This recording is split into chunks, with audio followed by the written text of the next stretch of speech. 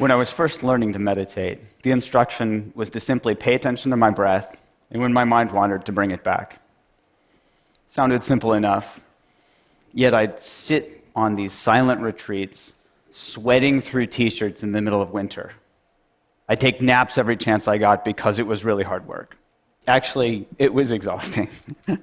The instruction was simple enough, but I was missing something really important. So why is it so hard to pay attention? Well, studies show that even when we're really trying to pay attention to something, like maybe this talk, at some point about half of us will drift off into a daydream or have this urge to check our Twitter feed. So what's going on here? It turns out that we're fighting one of the most evolutionarily conserved learning processes currently known in science, one that's conserved back to the most basic nervous systems known to man. This reward-based learning process is called positive and negative reinforcement, and basically goes like this. We see some food that looks good. Our brain says, calories, survival. We eat the food, we taste it, it tastes good. And especially with sugar, our bodies send a signal to our brain that says, remember what you're eating and where you found it. We lay down this context-dependent memory and learn to repeat the process next time. See food, eat food, feel good, repeat. Trigger, behavior, reward. Simple, right? Well, after a while, our creative brains say, you know what? You can use this for more than just remembering where food is. Next time you feel bad, why don't you try eating something good so you'll feel better? We thank our brains for the great idea. Try this and quickly learn that if we eat chocolate or ice cream when we're mad or sad, we feel better. Same process, just a different trigger. Instead of this hunger signal coming from our stomach, this emotional signal, feeling sad, triggers that urge to eat. Maybe in our teenage years, we were a nerd at school, and we see those rebel kids outside smoking, we think, hey, I want to be cool, so we start smoking. The Marlboro Man wasn't a dork, and that was no accident. See cool, smoke to be cool, feel good. Repeat. Trigger, behavior, reward. And each time we do this, we learn to repeat the process, and it becomes a habit. So later, feeling stressed out triggers that urge to smoke a cigarette or to eat something sweet. Now with these same brain processes, we've gone from learning to survive to literally killing ourselves with these habits. Obesity and smoking are among the leading preventable causes of morbidity and mortality in the world. So back to my breath. What if instead of fighting our brains or trying to force ourselves to pay attention, we instead tapped into this natural reward-based learning process, but added a twist? What if instead we just got really curious about what was happening in our momentary experience? I'll give you an example. In my lab, we studied whether mindfulness training could help people quit smoking. Now, just like trying to force myself to pay attention to my breath, they could try to force themselves to quit smoking. And the majority of them had tried this before and failed, on average 6 times. Now, with mindfulness training, we dropped the bit about forcing and instead focused on being curious. In fact, we even told them to smoke. What? Yeah, we said, go ahead and smoke.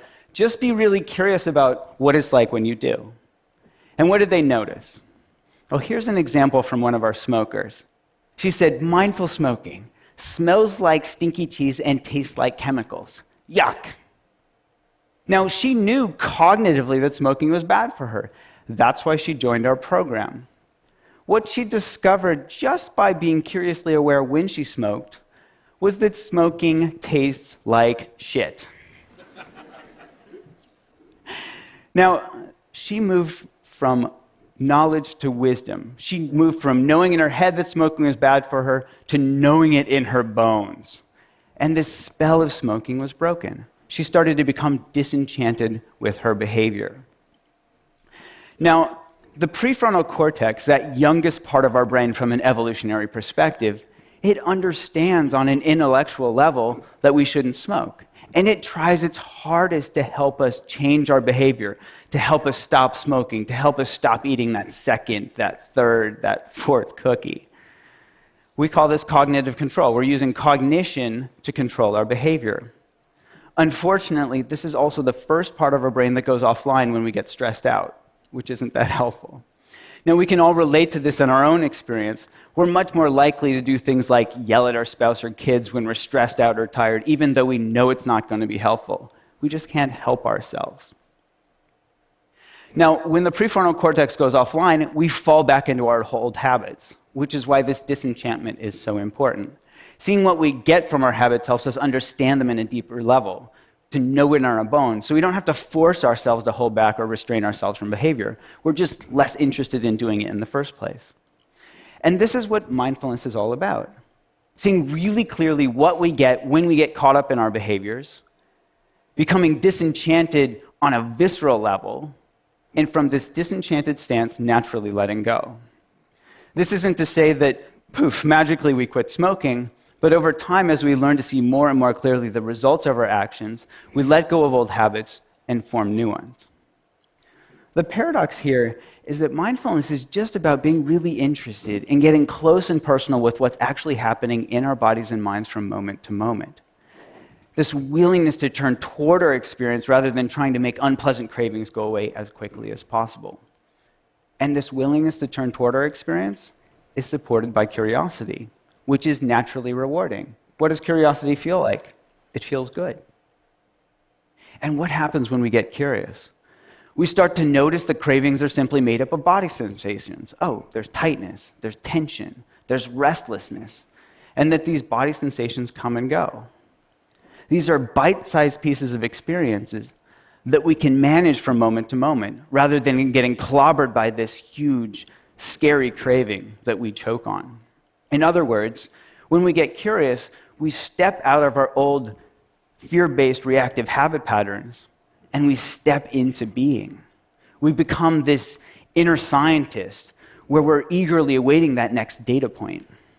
Now, this might sound too simplistic to affect behavior, but in one study we found that mindfulness training was twice as good as gold standard therapy at helping people quit smoking. So it actually works. And when we studied the brains of experienced meditators, we found that parts of a neural network of self-referential processing called the default mode network were at play. Now, one current hypothesis is that a region of this network called the posterior cingulate cortex is activated not necessarily by craving itself, but when we get caught up in it, when we get sucked in and it takes us for a ride.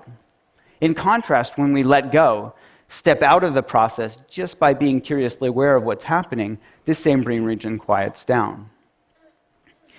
Now we're testing app and online-based mindfulness training programs that target these core mechanisms, and ironically, use the same technology that's driving us to distraction to help us step out of our unhealthy habit patterns of smoking, of stress eating, and other addictive behaviors. Now remember that bit about context-dependent memory? We can deliver these tools to people's fingertips in the contexts that matter most, so we can help them tap into their inherent capacity to be curiously aware right when that urge to smoke or stress eat or whatever arises. So if you don't smoke or stress eat, maybe the next time you feel this urge to check your email when you're bored or you're trying to distract yourself from work, or maybe to compulsively respond to that text message when you're driving, see if you can tap into this natural capacity. Just be curiously aware of what's happening in your body and mind in that moment. It will just be another chance to perpetuate one of our endless and exhaustive habit loops, or step out of it. Instead of see text message, compulsively text back, feel a little bit better, notice the urge, get curious, feel the joy of letting go, and repeat. Thank you.